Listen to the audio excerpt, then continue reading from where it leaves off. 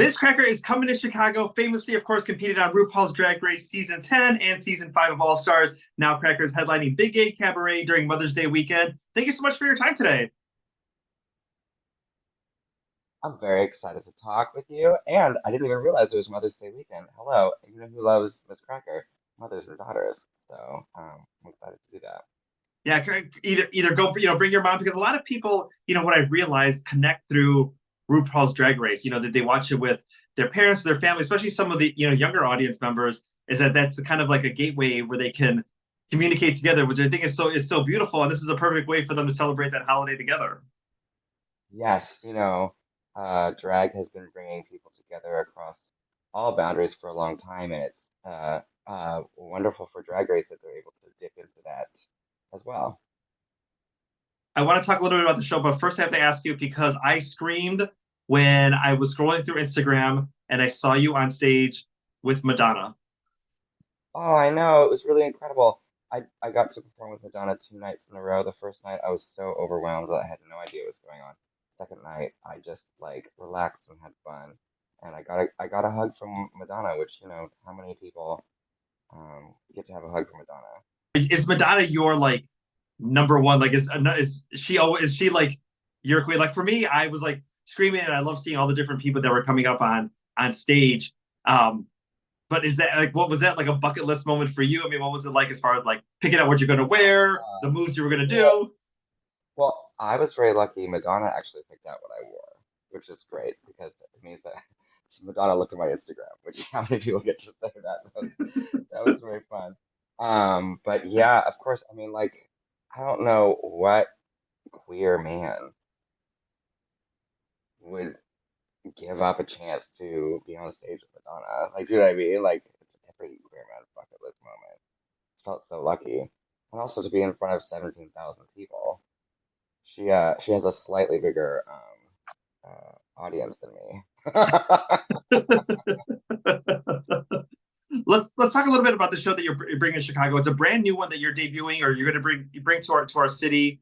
Tell us a little bit about some of the stories, and what the show is going to be all about. Well, the show's gonna trace my story and drag from the very beginning to the very end. And I think it's going to be a nice little journey through some of the moments and the performances and the numbers that made my career what it was. You just mentioned that Madonna was looking at your Instagram as far as looking at your outfits. But are there going to be certain outfits? Because obviously, when you competed on RuPaul's Drag Race on both of those seasons, there's iconic outfits that you wore that people want to know the stories behind. People, I assume are still fascinated with your process on that. Well, you mean, are you asking what are the outfits for the show? No, I'm saying as far as like the outfits that like, are you going to be talking about some of the ones that you wore on the show and maybe a little bit of the stories behind them? Oh, I don't think I'll be talking about outfits. Um, there are many queens who don't have anything to talk about besides garments. But I'm more of an experiences person than a what did she wear. Nothing against queens that focus completely on clothes. Um, but the story for my garments on Drag Race is really simple. Like I came up um with every single outfit that I wore on season 10 and designed it meticulously myself. And then for All Stars 5, I was like terminally depressed. I couldn't get out of bed before the show. And so my assistant, co-pilot, and best friend, Caitlin, designed all of the outfits for that because I was immobilized by mental illness. So it's a fairly simple story for both.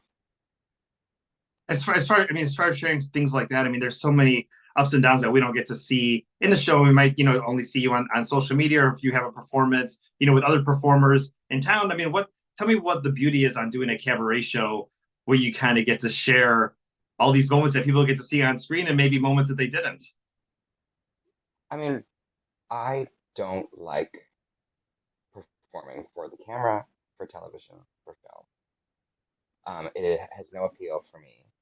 I love performing on the stage because it's a moment where I get to learn a little bit about the audience by either speaking to them directly or learning what they laugh at, and they get to learn a little bit about me. It's a kind of intimacy in the cabaret performance that you can't get on a Broadway stage or in a theater or off a TV screen. It is how drag began as a live experience and an intimate experience.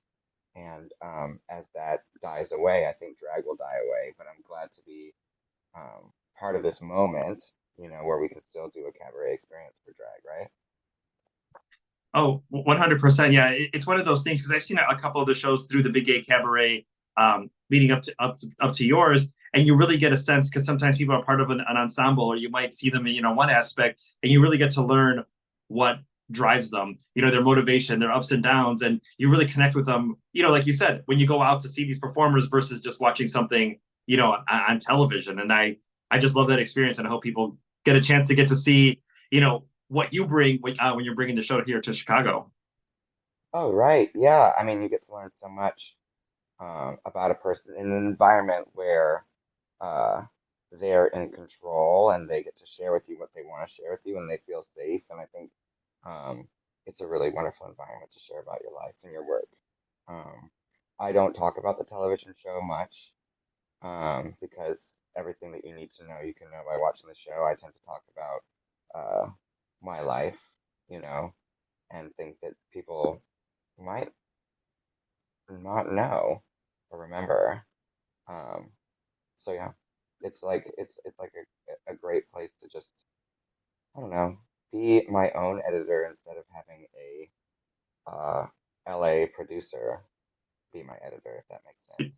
That definitely makes sense. When you're creating a new cabaret show, is it a certain thought or a certain memory or something that you're like, all right, this is going to be the catalyst for creating this brand new show? It depends. Like my show for Provincetown was a condensed version of Christian history, done all in drag numbers. And I just had that idea when I was doing a show in Copenhagen. I like was standing out on the balcony. I was like, I want to do the history of the world, but in drag numbers. And it just came to me, and I uh, came up with the numbers there and sort of fleshed them out and made them over the next year.